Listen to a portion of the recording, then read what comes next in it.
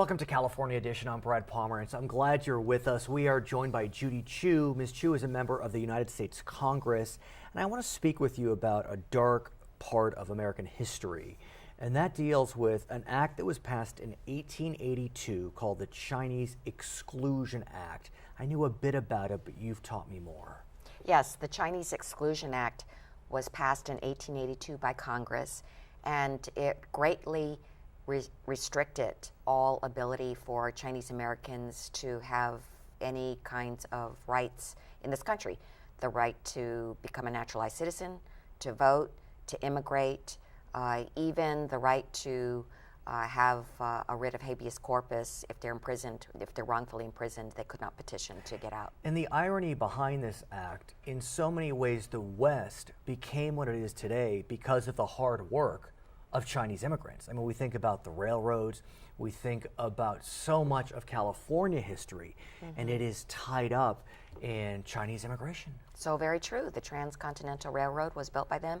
The gold mines were mined by the Chinese. And it impacted Judy Chu's family directly, as many other families. Give us a quick sense of your family's history. Well, my grandfather came here after the turn of the century, and he could not become a naturalized citizen up until 1943. This bill lasted for 60 long years. And it only was revoked because? It was not because of some civil rights initiative. It was only because of World War II and the fact that the U.S. needed China as an ally. Okay, so you have been looking for many years to have the United States Congress issue a formal apology for the Chinese Exclusion Act. I know that the Congress has issued apologies to Japanese Americans in connection with Korematsu. Right. Where do we stand? I understand the news is positive. It is. I'm so happy to announce that there's been a bipartisan agreement to issue this expression of regret, is what we're calling it. Fair enough. For the Chinese Exclusion Act. And how does that make you feel as currently the only Chinese American serving in the U.S. House, as the first Chinese American woman elected to the U.S. House?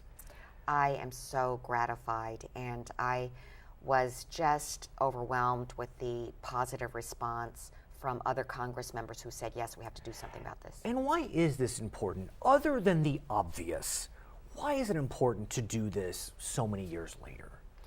Well, it's so important because this has destroyed many Chinese American families. The harm that was caused is immeasurable, and it's time for Congress to say something about it and to say that it regrets it so that it never happens again. What took so long? Well, it took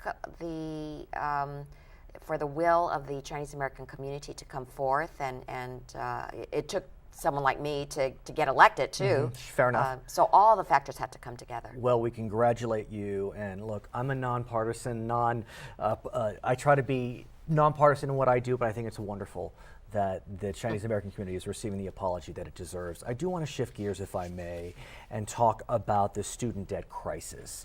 As you know, there is a just scourge in the amount of debt that students are taking on for their four-year university experience. The New York Fed recently said that this has become a crisis of epic proportions. Talk to us, Congresswoman, about what you are seeing. I am seeing that student debt is becoming one of the biggest sources of debt in the United States, and we have to get a handle on it.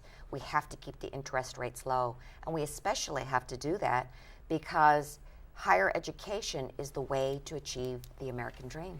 And so explain how the federal government is involved in setting the interest rates, because I think there's some confusion about that very issue. That's right.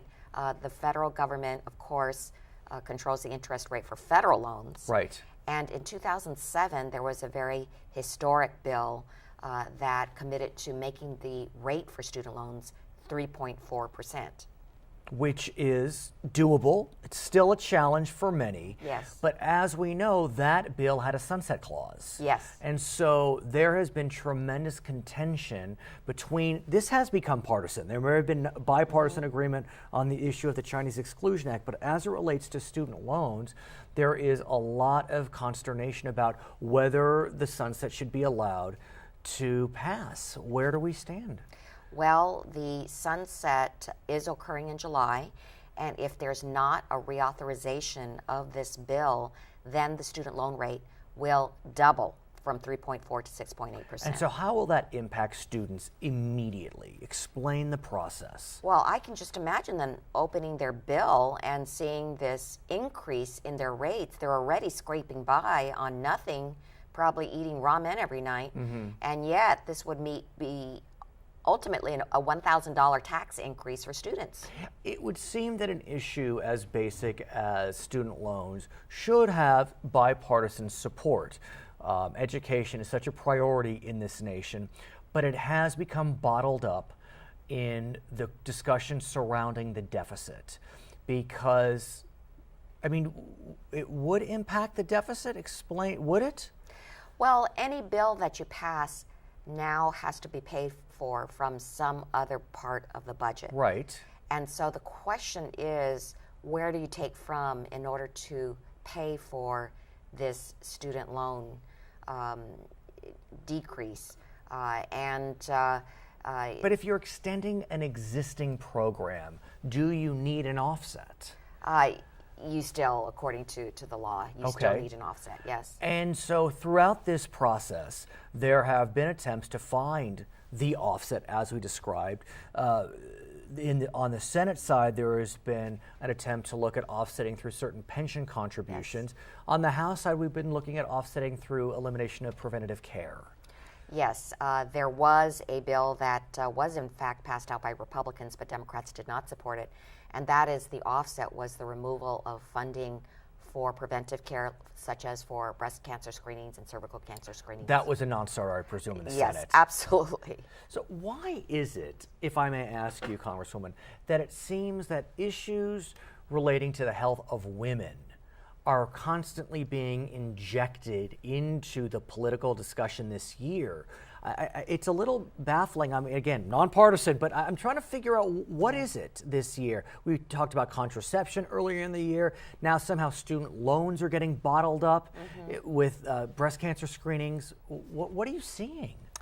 I think it's a war on women. I just can't believe that we are having discussions about whether contraception should be covered. I thought that was settled way back when Margaret Sanger was arrested in 1917. But no, we're arguing about this now, and we take it for granted that those privileges should be given to women. So are you hearing complaints about what you describe as a war on women? I mean, if we look at the mood of the country now, we still seem pretty divided. And even on the issue of, quote, the war on women, it's not necessarily cutting one way or the other. President Obama probably still is slightly ahead in the polls, but it doesn't seem to be moving a lot of folks. I do think a lot of women are noticing this, though, and he seems to be doing better amongst women because of this. Traditionally, Democratic candidates have done quite well in terms of support for women, but will women provide that edge that the president would need to go over the top come November? Well, I hope that women exercise their voice. It's really important on such critical issues as this, which affect their everyday lives. So do you believe we will see some type of agreement on the student loan extension? I think that if Republicans want to do the right thing, they will come up with a solution and agree to something. The Senate actually has agreement with Republicans, but the question is what the House will do. Her name is Judy Chu. She is a member of the United States Congress. She is celebrating the passage of the Chinese Exclusion Act Apology Letter of Regret. My name is Brad Pomerance. I thank you so much for joining us on California Edition. We'll be right back. In which category are Americans carrying the most debt? Car loans, credit cards, or student loans?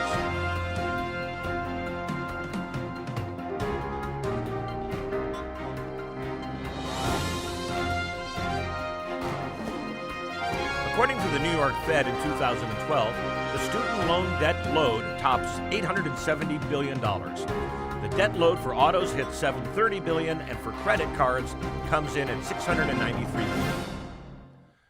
Welcome back to California Edition. I'm Brad Pomerance. Thank you for joining us. We just spoke with Judy Chu, a congresswoman from the San Gabriel Valley. Now, she got her start on the Garvey Unified School Board, and now we're going to speak with Janet Chin, who currently sits on the Garvey Unified School Board. You never know, I'm just saying. But talk to me about where is the Garvey Unified School Board centered? Thank you so much, Sure. Brad. I am very happy to be here, first of all. Yes. The Garvey School District covers 4 general areas: Rosemead, Morning Park, South San Gabriel, and San Gabriel. And I understand that the school district has a large Asian population as well as Latino population. It does. And so that presents a lot of exciting challenges, but a lot of exciting strengths. How is it going generally? Absolutely. It's such a great area, diverse, and if you've ever been there, it's really great food. No, yes. I'm so glad you said that because I couldn't agree more. Yeah. I do want to talk about the challenges facing your school district and frankly all school districts in the state of California. You in fact are the vice president-elect of the Los Angeles County School Trustees Association, so you do have a broader view of the challenges facing school districts. Correct. We know there have been tremendous cuts from the state, about $18 billion over the last few years statewide. How is that impacting Garvey, Los Angeles County, the state generally? In general, and I'll speak from a school board's perspective. Right. A school board member, we're looking at about $4.5 million in cuts. And this is a very small school district. Right. We're a K-8 school district, and we have about 9 schools. Because we're also in declining enrollment, there's a lot more challenges that you can't even imagine. So $4.5 million is a significant number for a school district of 5,500 students. Absolutely. We also know that the governor has put on the ballot an initiative that would increase sales tax by 1/4 cent for 4 years, increase income taxes on the wealthiest for about 7 years. He has said that if that initiative does not pass, there will be very serious trigger cuts to school districts, and that could result in cutting the school year by 3 weeks. What do you make of that statement? Do you feel that it's fair? Is it a scare tactic? Tell me your thoughts and concerns. It's definitely a very difficult situation for us, being that we are currently in union negotiations. And so it makes it really tough during this time.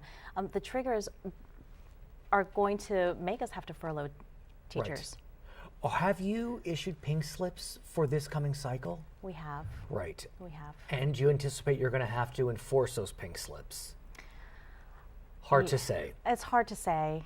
It's really hard to say, and we're really looking at trying to, help parents. I mean, 3 weeks of school, that's a huge challenge for parents. As it is, Janet, when you think about education in America, and we compare it to, let's say, Asia, for example, we're talking about a large Asian population in your school district. Yeah. I mean, they go to school many more days a year, and, are we surprised that Japanese, Chinese, Korean students are doing better on worldwide standardized tests than our students? Are we? The reality is that we do need to make education a priority. That's just bottom line. But the bottom line becomes we have a population that in some ways acts schizophrenic when they go to the polling booth. They say they want to spend more money on education. They say they want to spend more money on our kids, but this isn't a perfect example. As you know, there was a cigarette tax on the ballot in June, and it looks like it's going to fail. This is a sin tax. I mean, if Californians aren't willing to tax smokers $1 a pack, do we expect them to tax themselves to the tune of 1/4 cent over 4 years and the wealthiest over 7? That's a really tough question also, because we've noticed in history that people don't want to be taxed. Right. That they really don't. And even if you put, education, and I think this governor specifically is trying to make it sound, even though we're just backfilling. Of course. Trying to make it sound as though it is for education. We have to do whatever we can. And the Los Angeles School Trustees Association has already created a resolution to support the governor. Yes, they have. In this initiative. I do want to ask you, and I know you can't say a lot because you are a member of the executive board of the Los Angeles County School Trustees Association, but on the question of teachers and how teachers are evaluated. Right. And you're also in the middle of union negotiation, so it's a very dicey situation. Right. Just philosophically, you have parents on the one side who are frustrated. You have teachers on the other side who say, look, I'm doing the best I can. I can't necessarily impact student scores. I mean, it's a very tricky balance. Well, one of the things with teacher evaluation, and we notice that this conversation spans across the United States, is that we need to teach our administrators or whoever it is that it's going to evaluate these teachers how to evaluate. They need these human resource background techniques. Another thing is that what are we going to evaluate? And the teachers are on one side, they have their own ideas, school board members have their own ideas, parents have their own ideas. So somehow if we can come together and work it out, we could probably come up with something decent. I do want to ask a question of you about teachers and teacher unions. It's a very interesting situation because we love our teachers, Yes, our individual teachers, but I think it's fair to say that the teacher unions have taken a serious beating in the media amongst my colleagues and myself, one could argue. And it really is a dichotomy that creates more cognitive dissonance, if you know where I'm going. What do we do with this? It is a difficult situation. Well, if you truly, truly believe in public education, and we all know that it works, it's worked for many You're decades. a product of the Garvey School District. I am a product of public education and the Garvey School District. And we do love our teachers. We love them dearly.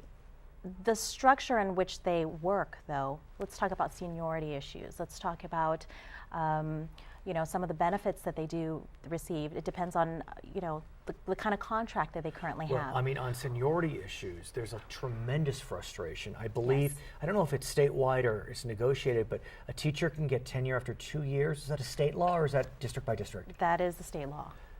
Wow, I'd like tenure after 2 years. I know.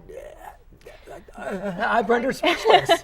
But you also understand that when we're having these layoffs and these RIF notices, we're also laying off tenured teachers. So it's a seniority issue, not so much just the tenure. Now, there have been discussions about changing the layoff formula. As you probably know, there was a lawsuit that was filed in connection with a challenged school area in South Los Angeles. And what has happened with layoffs is it's always been last in, first out. And the judge in that case said, no, I'm not going to enforce last in, first out. A lawsuit has been filed recently to challenge last in, first out. Look, I mean, there is a benefit to seniority, don't get me wrong. So again, where's the balance? It's part of education reform, and I think that all of these things are good because we need to highlight education and continue to make it a priority in every discussion that we have.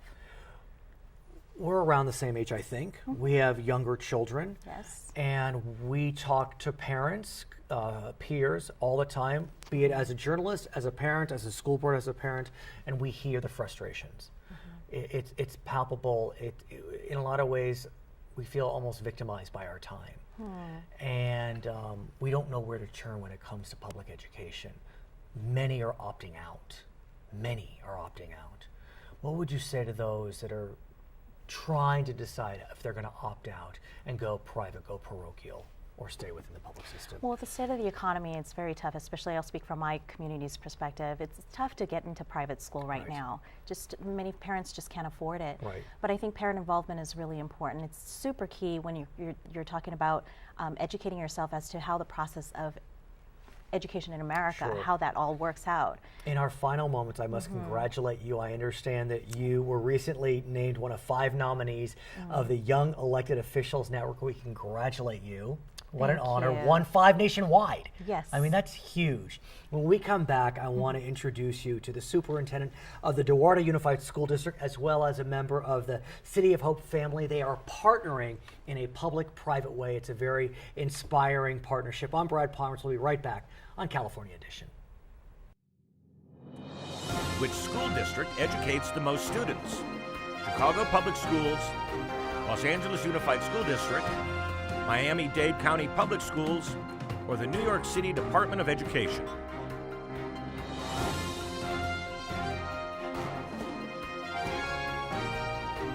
The New York City Department of Education educates over 1 million students. LAUSD comes in at second with close to 650,000 students. Welcome back to California Edition. My name is Brad Pomerance. I'm glad you're still with us. We have two special guests with us today. We have Dr. Susan Kane of the City of Hope. We have the Superintendent of the Duarte Unified School District. His name is Terry Nichols, and we thank you both for joining us. Before we start to talk about an exciting project that's being developed between the two institutions, give us a sense of what is the City of Hope and what is your specialty?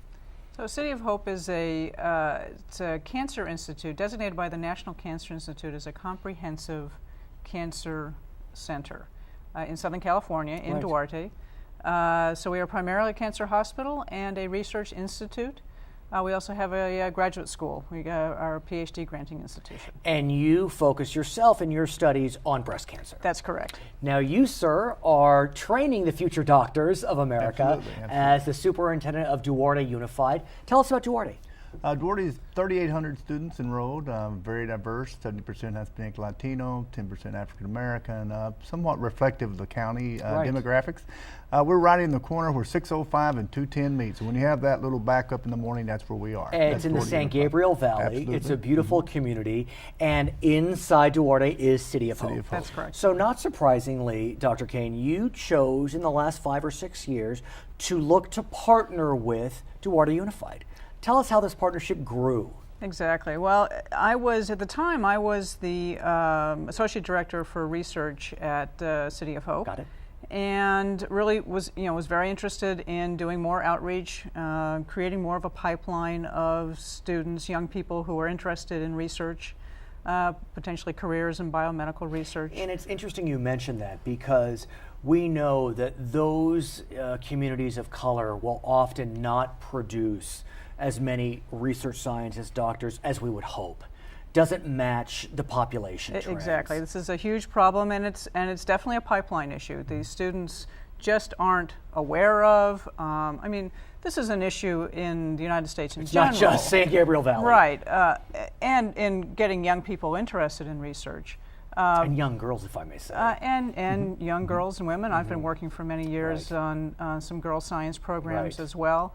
But again, it's really just all about raising awareness about careers, about what research is all about, what science is all about. And how lucky are you, Mr. Superintendent, that Dr. Susan Kane is in your backyard and wanted to work with young students to help build their desire, interest, knowledge of the sciences. Absolutely. We actually started with the partnership with the City of Hope, even with our high school students as well.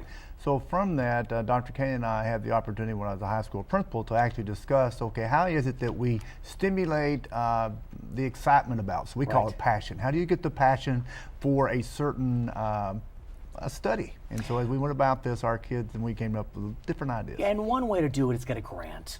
That always helps. Money helps. Resources are not. Money helps. And so fortunately, Dr. Susan Kane knew that there was a grant that was available for school districts and hospitals and centers throughout the country through the National Institutes of Health. Tell us about the grant. Correct.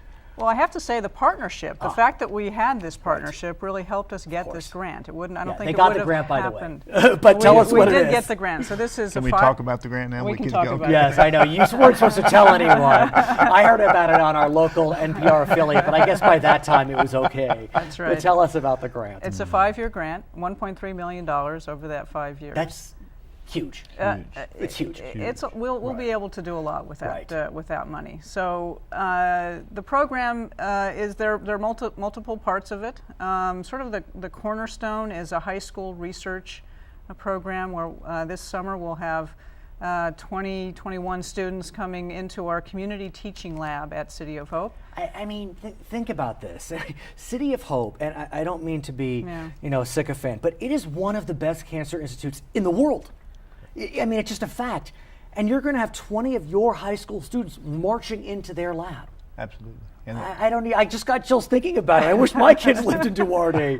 It's a great opportunity, I have to say. I mean, we have a very robust summer program.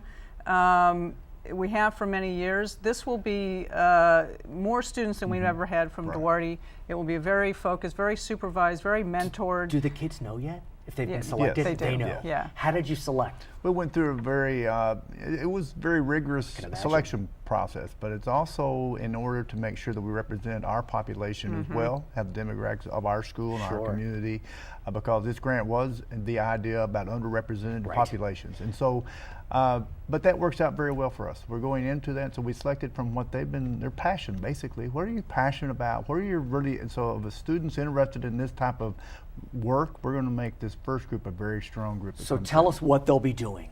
They'll be doing science. They'll be doing real science. So we have a model system. It's a yeast genetic screen. They'll be looking for new, previously undiscovered mutations that affect DNA repair, which is sort of one of the fundamental functions Right. in a cell and what goes wrong often in cancer.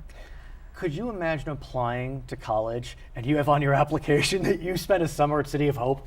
No, very much so. In fact, that's very important for us as well, because we talk about rigorous curriculum and then competition, and then this idea of City of Hope. And one of the things Dr. Kane and I have discussed many times, how is it that we can leverage both our institution and the Right. City of Hope in order to provide an advantage? We're looking for an advantage as well as exciting learning experience. But what's so nice about the program that you're developing is, in addition to high school students, you're starting even earlier. And so often, if you can get a kid excited early, that really is the ticket. So you're focusing on second graders, fifth graders, and eighth graders. I mean, really key points in education. I mean, Right. as a father of a soon-to-be fifth grader and soon-to-be third grader, I get your choices. Right.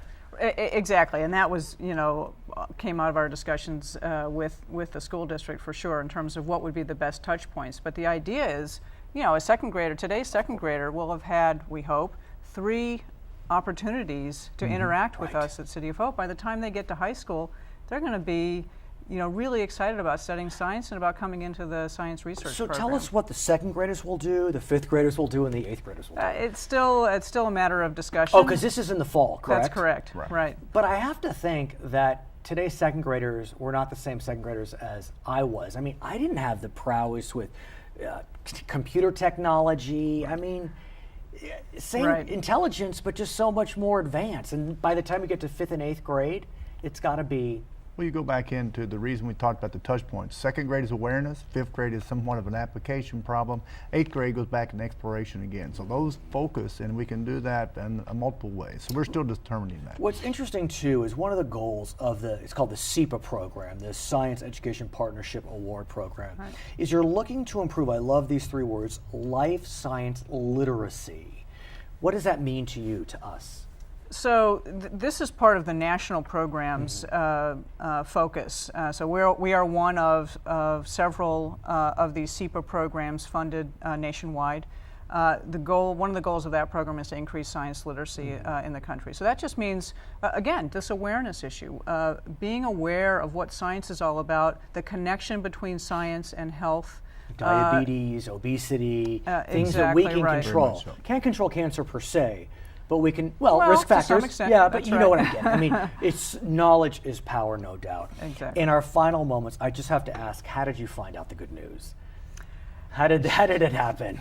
I actually found out the good news by a phone call from our program officer, and at that point we weren't allowed to talk about it. And Could so you tell him? I You told shouldn't well, have. She made the He mistake of blabbed. telling me, but it worked out Exactly. very well. So how did you tell him? Called him or went to his office? No, well, we actually were at a huge gathering, and we just Coincidentally. talked about a little bit, and it was actually the state of the district, state of the city address, and so I surprised a lot of people during that presentation. He wasn't supposed to say I anything. wasn't supposed to say anything. So it was my issue, but it worked out. So You, it's you very can well. tell we're excited about the I was program. going to say, Three and weeks. I am so excited for you. You know what I'd love, if you're willing, maybe at the end of the summer, we can invite one of the students on That'd be fantastic. and see We'd be how happy it to do went, that. because I can only imagine the light in their eyes by the end of the summer. That'd be fantastic. You inspire me, you impress me, congratulations. Thank you. This is Dr. Thank you. Susan Kane, this is Terry Nichols. They are with City of Hope and Duarte Unified. My name is Brad Pomerance. Thank you so much for watching California Edition.